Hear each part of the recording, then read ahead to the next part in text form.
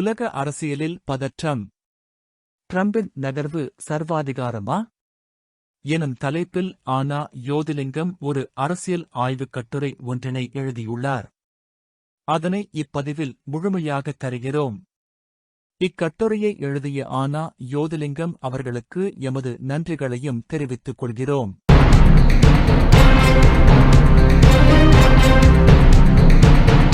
Venezuela அமெரிக்க விவகாரம். Venezuela ஜனாதிபதி Nicolas மதுரோவும் துணைவியாரும் அமெரிக்காவினால் கைது செய்யப்பட்டமை உலகெங்கும் பலத்த அதிர்வலைகளை உருவாக்கியுள்ளது.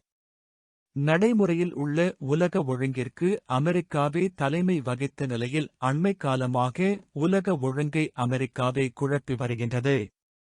உலக ஒழுங்குக்கு அடிப்படையாக உள்ள பல நிறுவனங்களிலிருந்து அமெரிக்கா விலகியுள்ளது. ஐரோப்பிய நாடுகள் அமெரிக்காவையே நம்பியிருந்தன. தற்போது கிரீன்லாந்து பிரச்சினையோடு ஐரோப்பாவிலேயே கை வைக்கும் நிலைக்கு அமெரிக்கா சென்றுள்ளது. ஐரோப்பிய நாடுகள் கிரீன்லாந்து கைப்பற்றப்படுவதை விரும்பவில்லை என்பதை அடையாளப்படுத்துவதற்காக தமது படைகளை கிரீன்லாந்து அனுப்பியுள்ளன. அமெரிக்காவை பொறுத்தவரை தற்போது கவனத்தை குவித்துள்ள விவகாரம் ஈரானும் கிரீன்லாந்து தான். மத்திய கிழக்கின் சமநிலையை குழப்ப வேண்டும் என்பதற்காகவே பிரதானமாக ஈரான் மீது கை வைக்க முனைகின்றது. ஈரான் மீது கை வைப்பதை சவுதி, கட்டார் போன்ற நாடுகள் விரும்பவில்லை. முழு மத்திய கிழக்கிலும் அமைதியின்மை ஏற்படும் என்று அவை அஞ்சுகின்றன. ஈரானுக்கு இது வாழ்வா சாவா பிரச்சினை. அதற்கு மட்டுமல்ல, சீனா, ரஷ்யாவிற்கும் இது வாழ்வா சாவா பிரச்சினைதான். ஈரான் தனது முழு பலத்தையும் பிரயோகிக்க பார்க்கும் அணுகுண்டு தாக்குதல் வரை அது முன்னேறலாம்.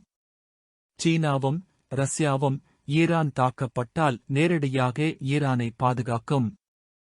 ரஷ்யா ஊர்ஸ்னிக் ஏவுகணைகளை ஈரானுக்கு வழங்க தயாராக இருக்கின்றது. சீனாவும் ரஷ்யாவும் நேரடியாக போரில் இறங்கும் வாய்ப்புகள் குறைவு. ஆனால் ஈரான் பலமாக நிற்கக்கூடிய ஒழுங்குகளை வெளியிலிருந்து செய்ய பார்க்கும். குறிப்பாக ஆயுத உதவி, பொருளாதார உதவி என்றவற்றை வழங்க முற்படலாம். குறிப்பாக ரஷ்யா, சீனா என்பவற்றோடு ஒப்பந்தங்களையும் மேற்கொண்டார். அமெரிக்க பிராந்தியத்தில் அமெரிக்காவின் மேலாதிக்கத்தை எதிர்க்கும் நாடுகளை இணைத்து பிராந்தியத்திலேயே அமெரிக்க எதிர்ப்பு கூட்டணியினை உருவாக்கினார். அமெரிக்க ஆதிக்கத்திற்கு எதிராக இயங்கும் பிரிக்ஸ் அமைப்பிலும் அங்கத்தவராக சேருவதற்கு முயற்சிகளைச் செய்தார். உண்மையில் மதுரோவிற்கு முன்னர் வெனிசுலாவின் ஜனாதிபதியாக இருந்த சாவேஸ் முயற்சிகளை மதுரோ வளர்த்தெடுத்தார் என்றே கூற வேண்டும். சாவேஸ் அமெரிக்காவினால் நஞ்சு கொடுத்து கொலை செய்யப்பட்டார் என்றும் குற்றம் சாட்டப்படுகின்றது. ஆக்கிரமிக்கும் அமெரிக்கா. இரண்டாவது காரணம் வெனிசுலாவின் எரிபொருள் வளத்தை கைப்பற்றுவதாகும். அமெரிக்கா எரிபொருளை மையமாக வைத்து பொருளாதாரத்தை கட்டமைத்துள்ள நாடாகும். எண்ணெய் கிணறுகளைக் கொண்டுள்ள Venezuela, Saudi Arabia, Libya, Qatar, Iran என்பவற்றை விட அமெரிக்காவின் எண்ணெய் வர்த்தகம் பெரிதானது. இதனை இரண்டு விடயங்கள் எளிதாக்கின. ஒன்று, எண்ணெய் வள நாடுகளின் எண்ணெய் கம்பெனிகள் பல அமெரிக்காவுக்கு சொந்தமானவையாக இருப்பவையாகும். இரண்டாவது, எண்ணெய் வர்த்தகம் டாலர் நாணயத்தில் இடம்பெறுகின்றமையாகும். இந்த இரண்டு விடயங்களுக்கும் எதிராக எந்த நாடுகள் செயற்படுகின்றதோ அதன் மீது ஆக்கிரமிப்புகளை மேற்கொள்வது அமெரிக்காவின் வழக்கமாகும். இதன் அடிப்படையிலேயே முன்னர் ஈராக், லிபியா, சிரியா மீதும் தாக்குதல்கள் மேற்கொள்ளப்பட்டன. இந்த நாடுகளில் உள்விவகாரங்களை சுட்டிக்காட்டி தலையிட்டு எண்ணெய் வளங்களை தனது உடைமையாக்க முயற்சி செய்துள்ளது. வெனிசுலா சாவேஸ் காலத்திலேயே எண்ணெய் கம்பெனிகளை தேசிய மயமாக்கி அமெரிக்காவை வெளியேற்றியது. தொடர்ந்து டாலரில் வர்த்தகம் செய்வதை நிறுத்தி தமது சொந்த நாணயங்களிலேயே வர்த்தகம் செய்ய முயற்சித்தது. கடந்த 1974 ஆண்டு டாலர் நாணயத்தில் எண்ணெய் வர்த்தகத்தை நடாத்த வேண்டும் என அமெரிக்கா சவூதி அரேபியாவுடன் ஒப்பந்தம் செய்து கொண்டது. தொடர்ந்து ஏனைய மத்திய கிழக்கு நாடுகளும் அதனை பின்பற்றத் தொடங்கின. இது எரிபொருள் வர்த்தகத்தில் அமெரிக்கா மேலாதிக்கம் செலுத்துவதை சுலபமாக்கியது. சாவேஸ் ஆட்சி காலத்தில் எண்ணெய் கம்பெனிகள் தேசிய மயமாக்கப்பட்ட நிலையில் மதுரோ 2018ஆம் ஆண்டு டொலர் நாணயத்திலிருந்து விடுபட்டு சொந்த நாணயங்களில் விற்பனை செய்ய முற்பட்டார். இதனால் சீனாவும் ரஷ்யாவும் வெனிசுலாவிலிருந்து அதிகளவில் எண்ணெயை இறக்குமதி செய்தன. சீனா தனக்கு தேவையான எரிபொருளில் 40% டொலர் இல்லாமல் பெற்றுக்கொண்டது. $330 பில்லியன் எரிசக்தி இருப்பை வெனிசுலா கொண்டுள்ளது. கடனுக்காக கொள்ளையிடும் அமெரிக்கா டொலருக்கு பதிலாக யூரோவில் எரிபொருட்களை விற்க முனைந்தார் என்பதால் ஈராக்கின் அதிபர் சதாம் ஹுசைனும் தங்கதினார் எனும் ஆபிரிக்க நாணயத்தில் விற்க முனைந்தார் என்பதற்காக லீபியா ஜனாதிபதி கடாபியும் கொல்லப்பட்டார் என குற்றம் சாட்டப்படுகின்றது. வெனிசுலாவில் எரிபொருள் வளத்திற்கு அப்பால் தங்கம், வைரம், இரும்புத்தாது போன்ற கனிம வளங்களும் இருக்கின்றன. அதனை பறித்தெடுப்பதும் அமெரிக்காவின் நோக்கமாக இருக்கின்றது எனக் கூறப்படுகின்றது. மூன்றாவது, கம்யூனிச சித்தாந்தத்தை நோக்கி வெனிசுலா நகருகின்றமையாகும். கம்யூனிச நாடுகளான கியூபா, சீனா, ரஷ்யாவுடன் உறவுகளை கட்டியெழுப்புவதோடு ஏனைய இலத்தீன் அமெரிக்க நாடுகளையும் அந்த சித்தாந்தத்தை நோக்கி இழுக்க முற்படுகின்றது என்ற குற்றச்சாட்டும் முன்வைக்கப்படுகின்றது. மதுரோவின் முக்கிய பாதுகாவலர்களாக கியூபாவின் படை வீரர்களே இருந்திருக்கின்றனர். மதுரோ கைது செய்யப்பட்ட போது பல கியூபா வீரர்கள் இருந்திருக்கின்றனர். நான்காவது, அமெரிக்காவின் கடன் சுமையாகும். அமெரிக்காவின் ஒட்டுமொத்த கடன் 38 டிரில்லியன் ஆகும். 2026இல் கடனின் பெரும் பகுதியை அது திருப்பிக் கொடுக்க வேண்டும். அமெரிக்காவின் ஒட்டுமொத்த பொருளாதாரமே 25 டிரில்லியன் தான். எனவே கடனை திருப்பிக் கொடுப்பது அமெரிக்காவுக்கு கடினமானது. இதனால் நாடுகளை ஆக்கிரமித்து அதன் வளங்களை கொள்ளையடிப்பதன் மூலம் கடனை திருப்பிக் கொடுக்க பார்க்கின்றது. மதுரோ கடத்தப்பட்டு கைது செய்யப்பட்டதன் விளைவுகள் பெரியதாகவே இருக்கப் போகின்றது என்ற அச்சம் இன்று உலக நாடுகள் பலவற்றுக்கும் எழுந்துள்ளன.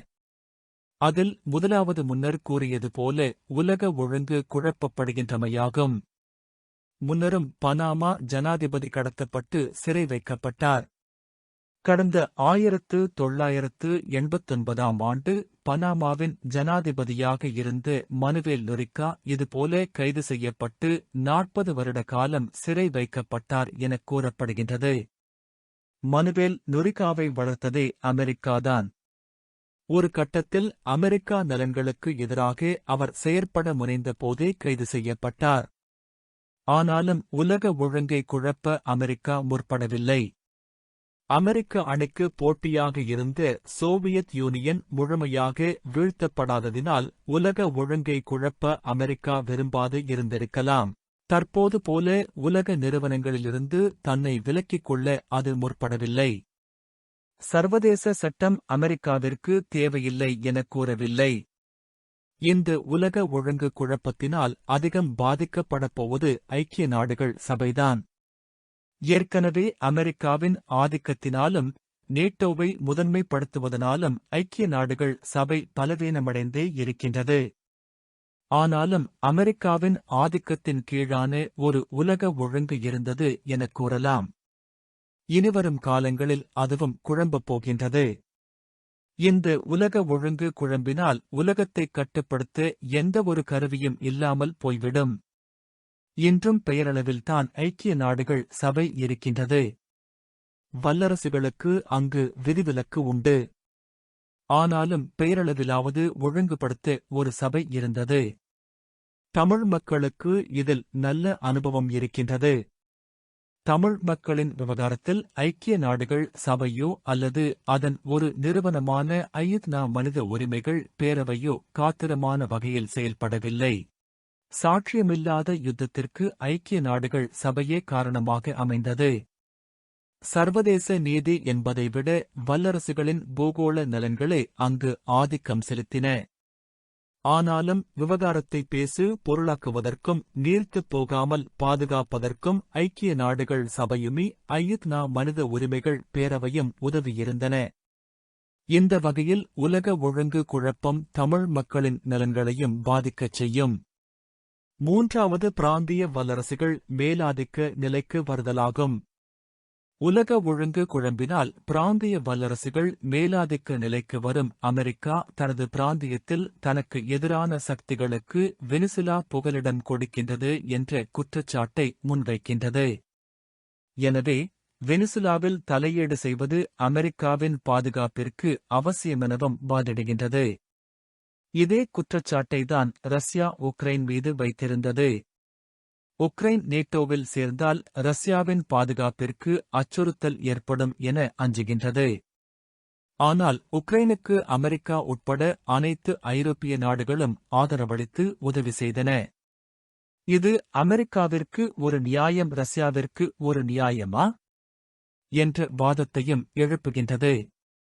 உண்மையில் அமெரிக்கா வெனிசுலாவில் தலையிட்டதன் மூலம் ரஷ்யாவை உலக எதிர்ப்பிலிருந்து பிணை எடுத்துள்ளது என்றே கூற வேண்டும்.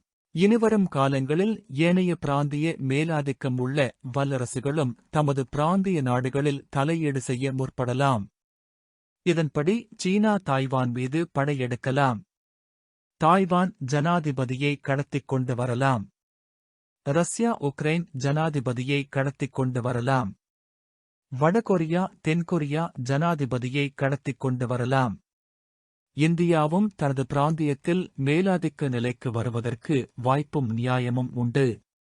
தமிழ் மக்கள் இந்தியாவை சார்ந்து நிற்கும் நிலை எதிர்காலத்தில் அதிகரிக்கப் போகின்றது.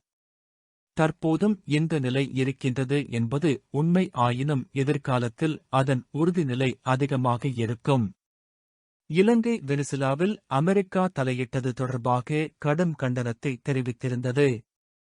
அதற்குக் காரணம் அமெரிக்காவுக்குள்ள பயம் அல்ல, இந்தியாவிற்குள்ள பயமே. இலங்கையின் நிலை. இந்தியாவுடன் செய்து கொண்ட ஒப்பந்தம் எவற்றிலும் இலங்கை நேர்மையாக இல்லை. இந்தியாவுடன் இலங்கை பாதுகாப்பு ஒப்பந்தத்தில் கைச்சாத்திட்டது. அமெரிக்காவுடனும் கைச்சாத்திட்டது.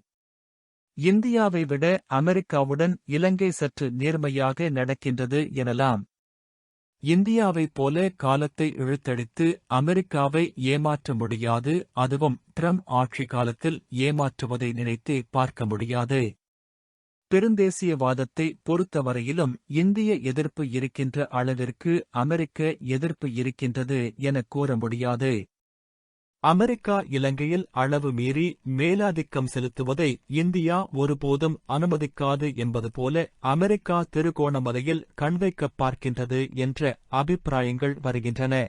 இந்தியா இதனை அனுமதிக்கப் போவதில்லை. ட்ரம்ப் ஆட்சிக்கு வந்த பின்னர் அமெரிக்க இந்திய உறவுகளும் சீராக இல்லை. ட்ரம்பின் நடவடிக்கைகள் எதிர்காலத்தில் உலக ஒழுங்கில் பாரிய தாக்கங்களை ஏற்படுத்தும் என இந்திய வெளிநாட்டமைச்சர் ஜெய்சங்கர் ஏற்கனவே தான் எழுதிய இந்திய வழி நிச்சயமற்ற உலகுக்கான வியூகங்கள் என்ற நூலில் கூறியிருக்கின்றார். அமெரிக்காவுக்கு முதலிடம் என்ற அமெரிக்க ஜனாதிபதியின் கண்ணோட்டமும் உலக வல்லரசு சீனாதான் என்ற அந்நாட்டின் கனவும் உலக உறவுகள் அணி மாற களம் அமைத்துக் கொடுக்கின்றன என்றும் அந்நூலில் அவர் கூறியிருக்கின்றார். தற்போது அமெரிக்காவுக்கும் இந்தியாவுக்கும் உள்ள நெருக்கத்தை விட சீனாவுக்கும் இந்தியாவிற்கும் இடையேயான நெருக்கம் அதிகம் எனலாம். பிரிக்ஸ் அமைப்போடும் இந்தியா நெருக்கமாக உள்ளது. அமெரிக்கா பெரிய அழுத்தங்களை கொடுத்த போதும் ரஷ்யாவுடனான எரிபொருள் வர்த்தகத்தை இந்தியா நிறுத்திவிடவில்லை. எனவே எதிர்காலத்தில் இந்தியா மேலெழுவதற்கான வாய்ப்பு பிரகாசமாக இருக்கின்றது என கூறலாம். இதனால் எதிர்காலத்தில் தமிழ் மக்கள் இந்தியாவை மையமாக வைத்து வியூகங்களை வகுக்க வேண்டிய தேவையை அதிகம் உருவாக்கியுள்ளது. அந்த வியூகம் தாயகம், சென்னை, புதுடில்லி என்பதை வழிப்பாதையாக கொண்டிருக்க வேண்டியது அவசியமானது. அமெரிக்க இந்திய உறவு பலவீனமாக இருந்தால் இந்தியா இலங்கைக்கு அழுத்தங்களை கொடுப்பதற்கு தமிழ் மக்களின் விவகாரங்களை கையிலெடுக்க பார்க்கும். இதனை மேலும் ஊக்குவிக்கும் வகையில் தமிழ் தரப்பு நேரடியாக புதுடில்லியை அணுகாமல் சென்னை கூடாக அணுகுவது அழுத்தங்களை அதிகரிக்கும். இந்திய நலன்களுக்கும் தமிழ் மக்களின் நலன்களுக்கும் இடையேயான பொது புள்ளியை கண்டுபிடித்து அதனை பலப்படுத்துவது இது விடயத்தில் ஆரோக்கியமாக இருக்கும். கஜேந்திரகுமார் இந்த விடயத்தில் முதல் காலடியை எடுத்து வைத்துள்ளார். அதனை பலப்படுத்துவது அனைவரதும் கடமையாகும். முதல் காலடியின் விளைபயனும் கண்ணுக்கு புலப்படத் தொடங்கியுள்ளது. தமிழ்நாடு முதலமைச்சர் ஸ்டாலின் இந்திய பிரதமருக்கு இலங்கை தமிழர் தொடர்பான வலுவான கடிதத்தை அனுப்பியுள்ளார். இந்த வகையில் கஜேந்திரகுமார் தமிழ்நாடு பங்குபற்றல் தொடர்பான தேக்கத்தை உடைத்திருக்கின்றார். இந்தியாவை கையாளல் விடயத்தில் கட்சி அரசியல் தவிர்க்க வேண்டும். தமிழ் தேசிய கட்சிகள் இந்த விடயத்தில் ஒருங்கிணைந்து செயல்படுதல் மிகவும் அவசியமானது என குறிப்பிட்டுள்ளார்.